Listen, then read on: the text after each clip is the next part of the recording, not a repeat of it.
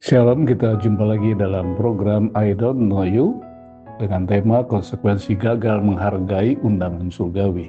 Bacaan firman Tuhan terambil dari kitab Injil Matius pasal 22 ayat 9 sampai dengan 11 yang berbunyi sebagai berikut. Sebab itu pergilah ke persimpangan-persimpangan jalan dan undanglah setiap orang yang kamu jumpai di sana ke perjamuan kawin itu. Maka pergilah hamba-hamba itu dan mereka mengumpulkan semua orang yang dijumpai di jalan-jalan, orang-orang jahat dan orang-orang baik, sehingga penuhlah ruang perjamuan kawin itu dengan tamu. Ketika raja itu masuk bertemu dengan tamu-tamu itu, ia melihat seorang yang tidak berpakaian pesta. Pada zaman dahulu, secara tradisional, ketika raja dan pangeran menyelenggarakan pesta pernikahan, mereka biasa memberikan hadiah berupa pakaian ganti, yaitu pakaian pesta kepada teman-teman dan orang-orang kesayangan mereka. Bagi mereka yang menolak menerimanya, merupakan bentuk penghinaan yang sangat besar. Dalam Kejadian 45 ayat 22 mengatakan kepada mereka masing-masing diberikan sepotong pesalin dan kepada Benyamin diberikannya 300 uang perak dan 5 potong pesalin. 2 Raja-Raja 10 ayat 22 mengatakan kemudian berkatalah Yehu kepada orang yang mengepalai gudang pakaian, keluarkanlah pakaian untuk setiap orang yang beribadah kepada Baal dan maka dikeluarkannyalah pakaian bagi mereka. Ester pasal 6 ayat 7-9 mengatakan, oleh karena itu jawab Haman kepada raja, mengenai orang yang raja berkenan, menghormatinya hendaklah diambil pakaian kerajaan yang biasa dipakai raja sendiri, dan lagi kuda yang biasa dikendarai oleh raja sendiri, dan yang diberi mahkota kerajaan di kepalanya, dan hendaklah diserahkan pakaian dan kuda itu ke tangan orang dari antara para pembesar raja, orang-orang bangsawan, lalu hendaklah pakaian itu dikenakan kepada orang yang raja berkenan menghormatinya. Kemudian hendaklah ia diarak dengan mendarai kuda itu, lalu lapangan kota sedang orang berseru-seru di depannya, beginilah dilakukan kepada orang yang raja berkenan menghormatinya.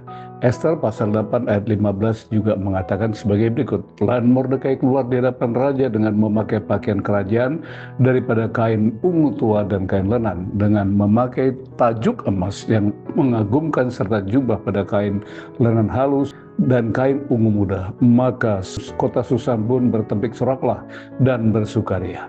Tentu saja harapannya adalah agar pakaian tersebut dikenakan mereka pada saat menghadap sang pemberi hadiah. Pakaian yang dikenakan pada acara perayaan biasanya berupa jubah putih panjang dan sudah menjadi kebiasaan bagi penyelenggara pesta untuk menyediakan jubah semacam itu dikenakan pada para tamu. Dari kisah di ayat bacaan ini kita dapati seorang pria tidak mengenakan pakaian pesta pernikahan yang telah dia terima sebagai hadiah.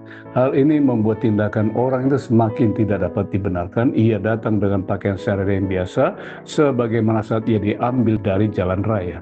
Meskipun dia tidak memiliki pakaian sendiri yang pantas untuk acara tersebut, namun sebenarnya dia sudah menerima pakaian yang disediakan baginya. Bahkan seandainya ia belum memiliki, ia dapat memintanya. Tindakannya yang tidak meminta pakaian itu menunjukkan sikap yang sangat tidak menaruh rasa hormat kepada sang raja yang mengundangnya. Tindakannya orang konyol ini menggambarkan dengan gamblang bagaimana perilaku orang munafik dalam gereja. Pakaian keselamatan yang sebenarnya sudah dia terima dan menjadi miliknya, yaitu pakaian kekudusan dikerjakan oleh tangan sang juru selamat dan dicelupkan oleh darahnya. Namun orang munafik justru memilih kain kotor dari kebenarannya sendiri dan dengan demikian menunjukkan penghinaan besar dalam apa yang telah disediakan dalam Injil.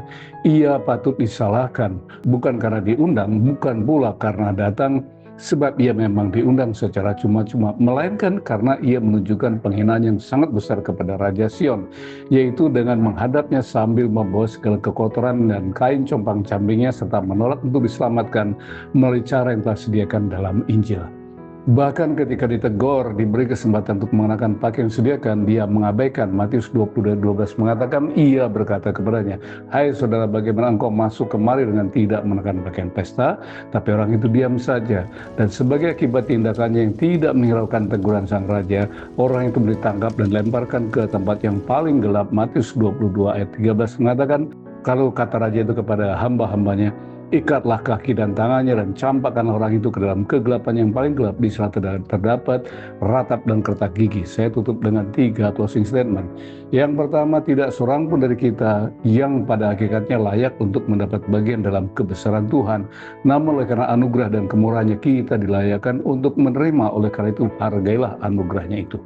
Closing statement kedua, kita bisa menjadi tahir diselamatkan bukan karena perbuatan baik, akan tetapi karena kasih karunia Allah. Roma 3:24, dan oleh kasih karunia kamu dibenarkan dengan cuma-cuma karena penebusan dalam Kristus, maka hormatilah Dia yang telah menyelamatkan itu. Closing statement terakhir, waspadalah agar kita tidak berlaku sembrono dalam berlaku atau menempatkan diri di hadapannya, karena walaupun Tuhan penuh kasih, namun Ia juga tidak kompromi terhadap mereka yang gagal menghargai dan gagal menghormatinya. Tuhan Yesus memberkati.